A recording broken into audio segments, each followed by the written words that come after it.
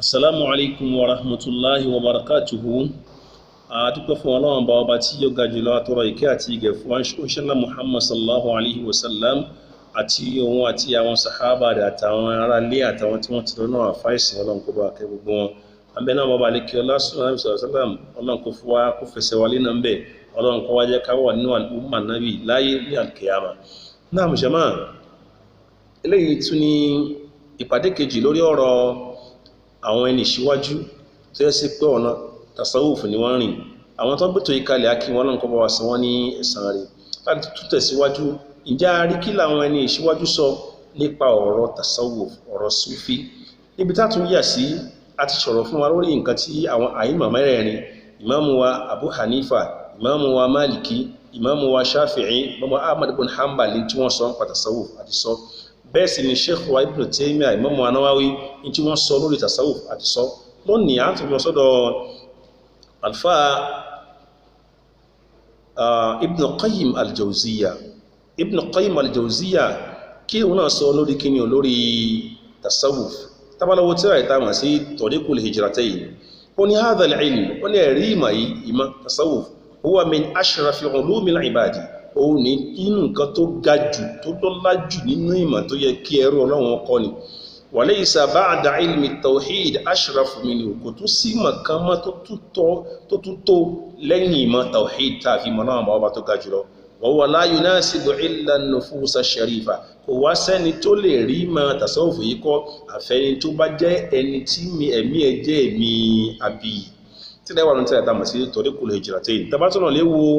tíra ìmáàmù wa Ibn Qayyim tàmà sí Madarijus Salikin. A jẹ́ kó yí wa pé Madarijus Salikin tí Ibn Qayyim ṣe yìí ó jẹ́ àlàyé ṣáróhù lórí tíra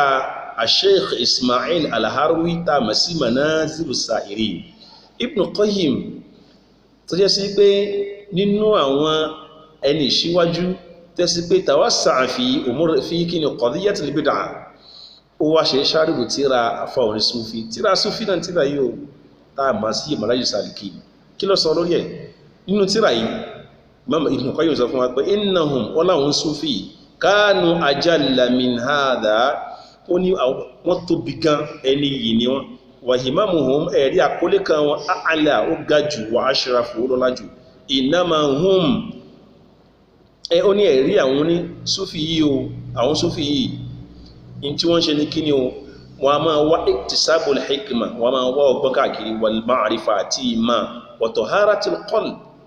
qulub àti kíni fífọ kàmá, àti zakatun nufus fífọ ẹ̀mí mọ́, àti tasihihul mu'amala kátún ṣe kó dá láàrin àwọn àti àwọn ẹ̀dá Ọlọ́run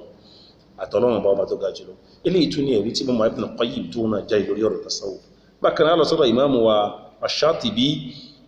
àfàtàmọ̀ sí àfàtọ̀ ṣe tíra lọ àtàmọ̀ sí àti sọ. Kí ni Shatibi sọ? Shatibi òun náà ṣàlàyé pé ọ̀pọ̀lọpọ̀ nínú àwọn èèyàn, ó ní inna kathira minal juhal, ọ̀pọ̀lọpọ̀ nínú àwọn aláìmọ̀kan èèyàn ya'taqiduna, wọ́n rò pé bóyá àwọn Sufi annahum mutasahiluna fil ittiba, pé bóyá wọ́n fọwọ́ yẹpẹrẹ mú ìtẹ̀lé súnnà waltizamu bima lam yati fi shar'i, pé bóyá wọ́n máa ń tẹ̀lé nǹkan tí ṣẹ̀ríà ò mú wá. Ó ní imma yaqulu nínú nǹkan tí wọ́n ń sọ, ó láwọn èèyàn rò bẹ́ẹ̀ ipe kò bẹ́ẹ̀ ni kò rí bẹ́ẹ̀.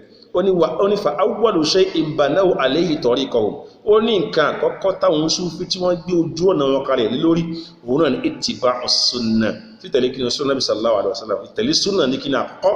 washinabu ma khalafa, àti kí wọ́n jìnà sí gbogbo tó bá tako sunna. Eléyìí jẹ́ ẹ̀rí tátù mú fún wa lórí àwọn tí wọ́n jẹ́ àwọn ẹni ìṣíwájú tí wọ́n jẹ́rìí nípa ọ̀rọ̀ tasawuf. Àwọn tá ń ká ọ̀rọ̀ wọn yìí wọ́n yìí sábà ká wọn ká fáwọn Sufi o. Ṣọ́rọ̀ méjì wọ́n ṣàfọ́ wọ́n yìí ṣe pé wọ́n rin ojú ọ̀nà tasawuf, tó jẹ́ pé àwọn náà ṣe gbogbo tí wọ́n rìn náà tasawuf wọn kà pé wọ́n lórí Sufi ni. Náà jẹ́mọ́ tàbá wá lọ rí pé ọ̀rọ̀ rẹ̀ ṣe wá rí àwọn ẹni wọ̀nyí tí àwọn àfún Sufi tí sú tasawuf bá dá ní à ní báyìí jẹ́rìí lẹ́nu. Tọ́rọ àwọn táǹkà wọ̀nyí àwọn eléyìí wọ́n ní insaf, wọ́n jáwọn àfáyẹ̀sì tí wọ́n ṣe déédé. Táwọn bá rí tó dá níbi tasawuf ni wọn ò ní ròyìn ẹ̀, kọ́dà wọ́n tún ròyìn àwọn ẹni ìṣíwájú. Ẹwọ́ Sheikh Ibn Taymiyyah bó ti ròyìn alfa wa Imam Junayd, Imam Ibrahim ibn Adham, Imam Sarri Saqati àti bẹ́ẹ̀ lọ bó ti wọ́n ti ròyìn wọn. Náà ẹwọ́ jẹ́ ká gbé táwọn ẹni yìí tí wọ́n bá dá ní àwọn àfáà ẹ̀sìn wọn ò ní máa ròyìn wọn ó túmọ̀ pé ní tó dáa ni wọ́n súnà sí ni wọ́n tẹ̀lé táàfi yíwa pé àwọn ẹni ìṣíwájú wọn ò ní problem pẹ̀lú àwọn súfí ara láwọn tí wọ́n yé ṣe onísúfí wọn ò ní problem pẹ̀lú wọn tó dípò àwọn súfí kọ́ wọ́n mọ̀ kí wọ́n dúró di súnà dáadáa. náà ẹwà jákàrọ̀ léwò wò ǹjẹ́ àwọn ẹni ìṣíwájú yìí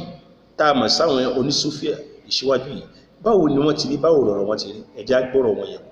torí pẹ̀lú mí lérò pé bóyá àwọn àbáwọn ẹni iwájú yẹn àwọn náà bàjẹ́ tí súfí bàjẹ́ lẹ́nìí àwọn ẹni iwájú ò bàjẹ́ o wọn bàjẹ́ rárá àtọ́ àwọn ẹni iwájú wọn ò ní problem pẹ̀lú gbèsè ayé wọn bẹ́ẹ̀ ni wọn ò sọ nǹkan tí ṣẹ̀ríà ò sọ àwọn ẹni iwájú wọn dúró lórí déédéé ni ẹ jẹ́ kárọ̀ léwò á gbé láti orí ìmáàmù wa ìmáàmù Junaid yìí àwọn àfọ́n súfí míì ti síwájú ẹ̀ o kọ́dà tọ́bákọ́tù thaniya ló ń wà àwọn àfọ́n súfí gẹ́gẹ́ bí Fudail bun Iyad àwọn ti síwájú ẹ̀ Ibrahim bun Adhama ó ti síwájú ẹ̀ Ma'ruf al-Karahi ó ti síwájú ẹ̀ Sari Saqati ó ti síwájú ẹ̀ àwọn bẹ́ẹ̀ àmọ́ ìmáàmù Junaid yìí lámọ̀tọ́ ń pè ní kí ni Sayyid Ta'ifatayn aṣíwájú ìjọ méjì àwọn mí àpè ní Sayyid Ta'ifa tó bá ní Sayyid Ta'ifatayn ó túnmọ̀ aṣíwájú ọ̀gá nínú ojú ọ̀nà ṣẹ̀ríà àti kí ni ọ̀gá nínú ojú ọ̀nà tasawuf láti pè ní kí ni Sayyid kí ni Ta'ifatayn. ìmáàmù wa al-Junaid ẹ jẹ́ ká gbé yẹ̀wò orúkọ ẹni Junaid bun Muhammad bun Abul Qasim yẹni bun Muhammad bàbá ìrànpẹ̀ ní kí ni al-Khazzaz iṣẹ́ tí bàbá rẹ̀ ṣe nìyẹn àwọn tí wọ́n a máa hun aṣọ iṣẹ́ yẹn ni bàbá rẹ̀ ṣe tó túmọ̀ wípé àwọn ẹni ìṣíwájú yìí wọ́n níṣẹ́ tí wọ́n ṣe lọ́wọ́ bẹ́yẹn bá sọ wípé bóyá àwọn Súfí wọ́n yọ̀lẹ̀ wọ́n a máa jòkó sílé ìfẹ́ ṣiṣẹ́ irọ́ ò Ìmáàmù Junaid láwí bàbá rẹ̀ ẹni tí ń ṣòfin ni tó sì jogún iṣẹ́ yìí lọ́wọ́ bàbá rẹ̀. náà wọ́n jẹ́ àwọn Ìmáàmù lẹ̀ Junaid tàwí alfa wa tamari Sheikh Al-Farghani ó ní kánà Junaid ó ní ẹ̀rí Junaid wa Abul Hasan an-Nuri àti afárágbẹ̀ni Abu Hasan an-Nuri ó láwọn méjì yìí sàmàyà níbi Baghdad ó ní Baghdad tí wọ́n gbé orúkọ tí wọ́n pè wọ́n ní kí ni Ta'us al-Ibad wọ́n láwọn ní Ta'us nínú àwọn èèyàn àwọn ẹrú Ọlọ́run tí ń bẹ ní Baghdad ní Ọlọ́run tani Ta'us tábìín tó dẹ̀ mọ fíkíù dáadáa tó mọ hadith dáadáa wọ́n wá níbi táwọn Junaid mọ fíkíù àti kíni àti hadith dé wọn láwọn ní Ta'us àsìkò gbà yẹn nínú Baghdad tí túmọ̀ yí pé nínú Sufi ọ̀gá ni Imam Junaid nínú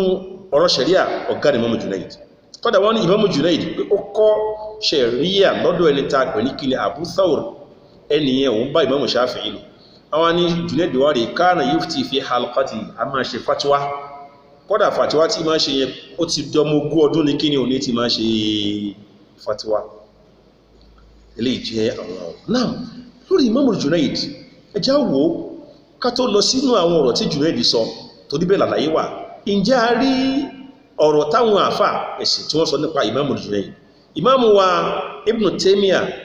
ó sọ̀rọ̀ lórí Junaid ó ní kánà Junaid ó ní Junaid tẹ́rí yẹn radiyallahu anhu kọ́lọ̀nkọ́ bá kẹ́ Sayyida Ta'ifa òun la ṣíwájú àwọn ìjọ onísúfí Imamal Huda aṣíwájú àgbà ní níbi káfí ní mana ó wá ní wọ́n ẹ̀rí Junaid wọ́n àmsáàlù àtàwọn tó tún jọ onísúfí bí irútu wọn A'immatul Huda àwọn àgbà fà níbi káfí ní mana ní ọ̀rọ̀ yìí wà ní kí ni fatawa Sheikh wa Ibn Taymiyyah nínú ayé mi Sheikh Ibn Taymiyyah tó sọ wípé ó ní pé kánà Junaid ó ní Junaid tẹ́rí yẹn wọ̀rọ̀ tí aláàánú kọ́nà bá kẹ́ Sayyida Ta'ifa òun la ṣíwájú ìjọ tasawuf wa min ahsanihim ta'lima ó wà nínú ẹni tó dájú ní wọn ta'lima lẹ́ni tí kẹ́kọ̀ọ́ àbí ta'lima lẹ́ni tí kọ́ni lẹ́kọ̀ọ́ wa ta'diba tí kọ́ni bá tí wúwà àti taqwima tí mú yàn dúó dédé eléyìí ni ọ̀rọ̀ tí Imam wa Ibn Taymiyyah tó sọ nípa Imam Junaid bákan náà tabátúwò Imam Ibn Taymiyyah ó ti ẹ̀ sọ̀rọ̀ kan tọ́rọ̀ náà tí ó ṣe dára díẹ̀ lórí Imam Junaid nígbàtí wọ́n ń sọ̀rọ̀ mas'ala ìbéèrè lórí ọ̀rọ̀ iradatul kauniyya al-qadariyya pé kí ni èrò Ọlọ́run lórí kádàrá àti kí ni èrò tí máa ṣẹlẹ̀ nínú ayé wọ́n sọ̀rọ̀ mas'ala yẹn Imam Ibn Taymiyyah wá ní pé ó ní ẹ̀rí lórí ọ̀rọ̀ yìí tásọ̀ yìí ó ní Imam Junaid lẹ́ni tó sọ̀rọ̀ tó dáa jù lórí ẹ̀ ó ní man ittaba al-Junaid ẹni bá tẹ̀lé Junaid lórí Junaid sọ̀rọ̀ ọ̀rọ̀ yìí ó ní kana ala sadad òun ló wà lójú ọ̀nà tí ṣẹ̀ríà sọ ọmọ náà khalafahu ẹni bá sọ nǹkan mi tí ò jọrọ Junaid nínú qadiyya yìí ó ní dọ́là ó ń tọ̀wọ̀ ti sọ ẹ̀rí Imam Ibn Taymiyyah ní jẹ́rì Imam Junaid bákan náà wà ní tabarọ̀ léwò Imam wa Zahabi òun náà sọ̀rọ̀ ó ní Junaid ó ní kana shaykh al-arifin òun náà fàgbà àwọn tó mọ́lọ́m bẹ́ẹ̀ dẹ̀ ní kí ni òun náà tún ní kí ni alamul kí ni al-awliya àgbà nínú àwọn tó jẹ́ wòlíì ọ̀nà náà jàmáà ọ̀rọ̀ rí àti gbọ́ yìí náà ẹ wá jẹ́ ká lọ sí àwọn ọ̀rọ̀ tí Imam wa Junaid tí ó sọ torí bí àwọn ọ̀rọ̀ yìí a gbọ́dọ̀ tú àwọn kan náà ọ̀rọ̀ tí Imam Junaid sọ Imam Junaid ó jẹ́ kó yé wa pé nínú ọ̀rọ̀ rẹ̀ nínú ọ̀rọ̀ tí Imam Junaid sọ ibi ọ̀rọ̀ yìí láti wò ṣó mọ ṣẹ̀ríà àbí ò mọ̀ ṣé àwọn oníṣúfì síwájú ṣé wọ́n fi ṣẹ̀ríà sí ọ̀rọ̀ àbí wọ́n fi síbẹ̀ Imam Junaid ní pé ó ní àtúrùkù kulluha ó ní gbogbo ọ̀nà pátápátá masdudatun ala al-khalq wọ́n ti tì máwọn ọmọ ẹ̀dá yẹn bí kò sọ́nà tọ́mì yẹn fẹ́ gbàrú Ọlọ́run bá illa man iktafa athar Rasulullah sallam àfẹni tó bá rin orí bá Nabi sallallahu alaihi wasallam wattaba'a sunnatahu tó tẹ̀lé sunnah Nabi sallallahu alaihi wasallam wa lazima tariqatahu tó dẹ̀ dún ní ojú ọ̀nà Nabi fa inna turuqal khairati ó ní gbogbo ọ̀nà tí yẹn gbà rí orí kullaha pátápátá maftuhatun alayhi orí sunnah Nabi ní kíni ó lágbà ṣí gbogbo ọ̀nà náà ṣe ọ̀rọ̀ tó sọ̀rọ̀ tó dẹ̀ lẹ́rìí pé òun ló sọ tó fẹsẹ̀ múlẹ̀ bákan náà nínú ọ̀rọ̀ ẹ̀mí ó dín mazhabuna hada ó ní mazhabi táwọn ṣe yìí o mazhabi sufi muqayyadun bil kitabi was sunnah nítorí bí gbẹ́kàlẹ̀ ní kí ní al-Qur'an àti kí ní àdí sunnah sallallahu alaihi wasallam sunnah àti gbẹ́kàlẹ̀ ó ní wa man lam yaqra al-kitab ẹni tí ó bá ti mọ̀ Qur'an ká tí ó máa lò wa lam yarwi sunnah tí ó máa dísì tí ó máa lò falaysa lahu majalun fi hadha sha'n kò ráyè níbi nǹkan tá à ń ṣe yìí tí ń túmọ̀ pé Imam Junaid hadisi ṣẹ̀ríà wọ́n fi sínú ọ̀rọ̀ wọn ò dọ̀rọ̀ rárá fáwọn èèyàn ojú ọ̀nà dáadáa ní wọ́n fi kíni ní wọ́n fi àwọn èèyàn sí àwọn àríjẹ́mọ̀ ká tó tún máa lọ ọ̀rọ̀ kan wà tí wọ́n ní Imam Junaid gbà wá ẹ̀tọ́ ló sọ ibi ọ̀rọ̀ yẹn a sì tún fẹ́ wà níbi ọ̀rọ̀ náà àfi ká wáyàn náà náà wọ́n ní Junaid ó sọ wípé uhibbu lil muridil mubtadi ó ní mò ń fẹ́ pẹ́ni tó bá fẹ́ jẹ́ mùrídí ìyẹn ni pẹ́ni tó fẹ́ rin ojú ọ̀nà súfí al-mubtadi tó lè ṣe bẹ̀rẹ̀ fẹ́ rìn alla yushghila qalbahu kó má jẹ́ kí ẹ̀bí hadith thalath kó má jẹ́ kí nǹkan mẹ́ta kó kó ìrójú bá ẹ̀mí òun àkọ́kọ́ ní kí ni o at-takassub a máa wá jíjẹ a máa wá mímu wa talabul hadith àti à ń wá hadith àtàbí káàkiri àti tazawuj afẹ́fẹ́yàwó ó ní nǹkan mẹ́ta yẹn fún mùrídí tó ṣẹ̀ṣẹ̀ fẹ́ bẹ̀rẹ̀ gbésí ayé tó ṣẹ̀ṣẹ̀ bẹ̀rẹ̀ ìrìn ó ní yóò kó àìrójúbá àwọn míyàn wá tú kì ní yìí pé Junaid ló sọ̀rọ̀ kalẹ̀ pé káwọn èèyàn kan mọ̀ wá hadisi láwọn Sufi ò ṣe lọ hadisi òun ló ní ká má ṣiṣẹ́ láwọn Sufi fi dẹ́ ń jẹ́ pé wọn ò níṣẹ́ wọ́n jòkó lé òun ló ní ká má fẹ́ ìyàwó táwọn kìíní sí tó takò ìlànà Ànábì sallallahu alaihi wasallam àwọn àdé pé ọ̀rọ̀ yẹn kò lọ bẹ́ẹ̀ a gbọ́dọ̀ wo kí ni Junaid sọ bí àwọn olówà kí ni tó gbà lérò pẹ̀lú ẹ̀ ṣe rí Junaid ó sọ wípé àkọ́kọ́ ẹni tó jẹ́ mùrídí lójú ọ̀nà yìí ó ní nǹkan mẹ́ta yóò kó di wọ́ba àkọ́kọ́ ní kí ni àtàkásù àwọ̀ àjẹ́ àmọ́ ìyẹn ni wípé ẹni tó fẹ́ ní ojú ọ̀nà Súfí ìmọ̀ ni ó kọ́kọ́ lọ lè kọ́ ó ṣẹ̀ṣẹ̀ bẹ̀rẹ̀ nínú ìgbésí ayé ẹ̀ bí ó kọ́ lọ lè kọ́ ìmọ̀ tó bá ti wá ní ìkìbá lórí àjẹ́ àmọ́ yóò kó diwọ́ bá láti kọ́ ìmọ̀ alkitabi àti sunna ìyẹn fẹ́ ni tí ò bá tí ìmọ̀ tẹ́ẹ̀tẹ́lẹ̀ ló fi pè ní al-muridul mubtadi murid tó ṣe bẹ̀rẹ̀ kó ń fẹ́ kẹ́kọ̀ọ́ tó lẹ́kọ̀ọ́ tí ó kọ́ yẹn Sufi nìkan kọ́ yóò kọ́ sunna àti sharia mọ́ so kó lè wá lè ráyè tó bá ti dájú kọ ọ̀rọ̀ ajé àmú iṣẹ́ ayé nìkan yóò kó diwọ́ bá kò ní jẹ́ kó ráyè àfi kó wá ṣe níwọ̀n tí wọ́n sì kò ní kó mọ̀ ṣiṣẹ́ o ṣe mọ̀ pa sọ pé Imamul Junaid bàbá rẹ̀ Al-Khazzaz ni ẹni tí ń wuṣọ ni so ó sì jogún ọ̀nà bàbá rẹ̀ bí ṣe wá ní kí ẹ má ṣiṣẹ́ ẹlẹ́kejì tó túnmí ni talabul hadith pé ìmọ̀ wá hadith kò ní kíyàn mọ́ wá hadith káàkiri tó yí lásìkò tí Imam Junaid wà láyé àwọn èèyàn tó máa fẹ́ wá hadith wọ́n fẹ́ jìnnà hadith wọ́n lọ káàkiri ìlú ni wọ́n lọ lú káàkiri táwọn àfá aládìsí wà tẹ́ni yìí bá tí mùrídí tó ṣe bẹ̀rẹ̀ tó wá bẹ̀rẹ̀ sí wá hadith káàkiri tí ò bá tí ní ìmọ̀ tá a fi mọ̀ hadith kó ti mọ̀ ìkíní yẹn yóò kó diwọ́ bá kò ní rí mọ̀ yẹn ó wá ní kọ́kọ́ jòkó náà kó kọ́ ìmọ̀ bóò láti máa kọ táàfi máa kà ìtí sọ́mbẹ̀ yẹn nìyẹn ìfọwọ́ ni kó mọ̀ tí ìwá kí ni o tọ́lábùl hadith kò ní kó mọ̀ wá hadith o torí pé Imam Junaidi tó sọ fún wa yí pé mọ́sí àbí táwọn tí súfì yìí muqayyadun bil kitabi was sunnah òun ló ní pé súnà àtàdí sí ní kíni àti Kùránì la fi dé mọ́lẹ̀ ẹni tí ò bá ti mọ̀ Al-Kùránì tí ò bá ti mọ̀ hadisi kò sáyè fún súfì yóò ṣe wá ní kéèyàn má kọ́ hadisi adìpọ̀rọ̀ yẹn ò kò jẹ́ rárá tí wí ni pé mùrídí tó yẹ̀ṣẹ̀ bẹ̀rẹ̀ kó lọ lè kọ́kọ́ wá ìmọ̀ náà ìmọ̀ báwo láti ka Kùránì báwo láti kọ báwo láti kà kó tó lọ kọ́ hadisi torí tí ó bá kọ́ hadisi yóò mọ lọ lúkàkiri lọ lè wá bí táwọn afá aládìsí wà tí ó bá ti wá láwọn ọmọ yẹn ìrìn ò ní wúlò. Ẹ̀kẹta ni àtàzáwùj yẹn ni pé ẹni tó fẹ́ kọ́ kéwú tó fẹ́ kọ́ ìmọ̀ hadisi yóò lọ lú kan kó tó lọ lè kọ́ yóò lọ lú míì yóò lọ lú míì yóò lọ lú míì yóò mọ lọ káàkiri ní gbogbo alámọ ìrìn tí Imam Bukhari rírìn kó tó rí hadisi gbàtán ẹni bá wá níyàwó tó sì fẹ́ rin àwọn ìrìn àjò yẹn ìyàwó yóò kan wàhálà tí ìyàwó yẹn ò bá ní sùúrù wá ní ọ̀gbọ́ kọ́kọ́ fi ọ̀rọ̀ àfẹ́yàwó kọ́kọ́ fi ilẹ̀ náà tó ṣẹ̀ṣẹ̀ bẹ̀rẹ̀ ìgbésí ayé ni kọ́kọ́ fi ilẹ̀ náà wá àwọn ìmọ̀ yìí tó bá ti wá wọn tán wá fẹ́ ìyàwó ẹni pé pẹ̀lú kí ni o àtọ́líbù alìmúrídù kí ni alìmọ̀tẹ́dì ó rẹ̀ gẹ́gẹ́ bí ọmọ tá a ní kó wá lọ lé kéwú náà ni bí wọ́n lọ sí skul wọ́n lọ kẹ́kọ̀ọ́ wa mọ́ tí ìfẹ́yàwó torí pé ìyàwó nǹkan yóò di ọ lọ́wọ́ kí ni yóò di ọ lọ́wọ́ ilé ẹ̀kọ́ tó fẹ́ kọ́ yìí tó bá ti wá kẹ́kọ̀ọ́ tó wá fẹ́ ìyàwó bí àpèjúwe yìí tí Imam Junaidi ń sọ nínú ọ̀rọ̀ yìí òun ni eléyìí torí ẹ̀ kò ní dá ká ṣe ọ̀rọ̀ àwọn ẹni Ọlọ́run ká ṣe ọ̀rọ̀ wọn gbọ́ táàfin rí pé àwọn èèyàn wọ̀nyí wọ́n tẹ̀lé súnà dáadáa o wọn ò pa àwọn èèyàn láṣẹ ká mọ́ kọ́ hadisi o àwọn Súfì wọ́n níṣẹ́ lọ́wọ́ dáadáa tẹ́bárọ̀ lè káwọn àwọn àyímọ̀ tí wọ́n ṣíwájú ẹ bá orúkọ ọṣẹ́ wọn níbi ọ̀rọ̀ wọn kọ́dà tàbá wà lẹ́yìn nílẹ̀ Yorùbá wà yìí a rí wípé àwọn àfáà tí wọ́n jó Súfì nílẹ̀ Nàìjíríà wà yìí wọ́n níṣẹ́ lọ́wọ́ bàbá Sheikh Adam wọ́n nílé kéwú ọ̀pọ̀lọpọ̀ àwọn àfọ́n Súfì gbogbo wọn ọ̀pọ̀lọpọ̀ wọn akọ́mọ ní kéwú ni wọ́n kọ́ mọ́ kéwú láàárọ̀ wọ́n kọ́ mọ́ kéwú lọ́sàn wọ́n sì ń rí àjì àmú láti ibi kéwú yẹn ọ̀pọ̀lọpọ̀ wọn míì lecturers ni wọ́n ní university wọ́n káwọn èèyàn wọ́n sì ń gba nǹkan tí wọ́n jẹ ọ̀pọ̀lọpọ̀ míì wọ́n á rí tẹ́ẹ̀dì tí wọ́n jòkó lé wọ́n ní business abẹ́lé tí wọ́n ṣe bẹ́ẹ̀ bá lọlẹ̀ Haúsá ẹ̀ẹ́kà ráwọn àfáà tí wọ́n jòkó ni táwọn záwúrẹ̀ wọn tí wọ́n kọ́ mọ́ kí ìmí níbi tó gbà tó ra machine síbẹ̀ tí wọ́n táwọn èèyàn ránṣọ tí wọ́n mú wọlé fún ìmí àgbẹ̀ ni so ẹni tó bá wá lóhùn ní ṣiṣẹ́ Súfì kan ló kàn níyẹn òun ló ní ìwà tiẹ̀ fúnra rẹ̀ ká lè clear ọ̀rọ̀ eléyìí náà lórí ọ̀rọ̀ ìmáàmù wa Al-Junaidi náà ni à ń sọ lọ ẹ̀rí àwọn ọ̀rọ̀ tí ìmáàmù Junaidi sọ ó pọ̀ àmọ́ṣẹ́ rí láti tún fi àwọn ọ̀rọ̀ yìí yé wa dáadáa pé ìmáàmù wa Junaidi ẹni tó já sí wípé ó mọ tàwhídì dáadáa ni tó mọ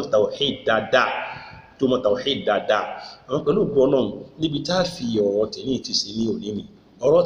àti sọ̀rọ̀ nípa ọ̀rọ̀ ṣẹ̀ríà nípa ọ̀rọ̀ Súfì àtàwọn ọ̀rọ̀ tí ìmáàmù wa Junaidi tó sọ ọ̀rọ̀ tó sọ pọ̀ jù báyìí lọ o akànmú díẹ̀ wá fún wa ní o ìyẹn lọ́rọ̀ tí ìmáàmù wa Junaidi tí ó sọ tí ó sì pé ọ̀rọ̀ yẹn dẹ̀ ní àwọn ọ̀rọ̀ tó níye lórí dáadáa ni ọ̀rọ̀ tó ṣe gbéyẹ̀wò ni inú ọ̀rọ̀ tó tún sọ tí ìmáàmù Junaidi tún sọ òun náà ni pé wọ́n bí lè pé kí là ń pè tawakkul kí à ń gbára lọ́wọ́ wa ó ní i'timadul qalbi ala Allah òun ni kẹ́mí rẹ̀ kó gbára lé Ọlọ́run kó so mọ́ Ọlọ́run kì í ṣe pọ̀ ní ṣiṣẹ́ ọkàwọ̀rọ̀ àmọ́ kọ́ pẹ́mí rẹ̀ pẹ́tò gbogbo orí tí ń rí inú ayé Ọlọ́run ọba ní mú léyàn lọ́wọ́ òun náà sì tọba tí ó fi lé mi ní ọwọ́ tó lè jẹ́ àwọn ọ̀rọ̀ tí Ìmáàmù wa Junaidi tí wọ́n sọ pẹ̀lú ògbó Ọlọ́run tó bá di ìpàdé mi á ti máa pọ̀ sínú ọ̀rọ̀ Ìmáàmù Junaidi àmọ́ ṣe rí ẹjọ́ kí n fún wa láwọn gbogbo ọ̀rọ̀ tí mo sọ yìí lórí Junaidi níbi tá a ti lè rí tí a bá lọ lé owó tíra kan tí wọ́n ń pè ní al-Imam al-Junaidi Sayyidi Taifatayn àbá ọ̀rọ̀ Imam al-Junaidi àbá ní ibẹ̀ bákan náà tíra tá ń pè ní al-Junaidi al-Baghdadi al-Arif billah Muhammad Abdurrahim ló ṣe tíra yìí àbá ọ̀rọ̀ Junaidi àbá ń bẹ̀ dáadáa bákan náà tàbá sọ̀rọ̀ léwọ́ tíra tí wọ́n ń pè ní dirasatun fi tasawwuf al-islami shakhsiyatun wa mazahib Dr. Muhammad Jalal ló ṣe àbá àwọn ọ̀rọ̀ yìí ń bẹ̀ láti máa pàdé pẹ̀lú ọgbọ́ Ọlọ́run. Assalamu alaikum wa rahmatullahi wa barakatuh.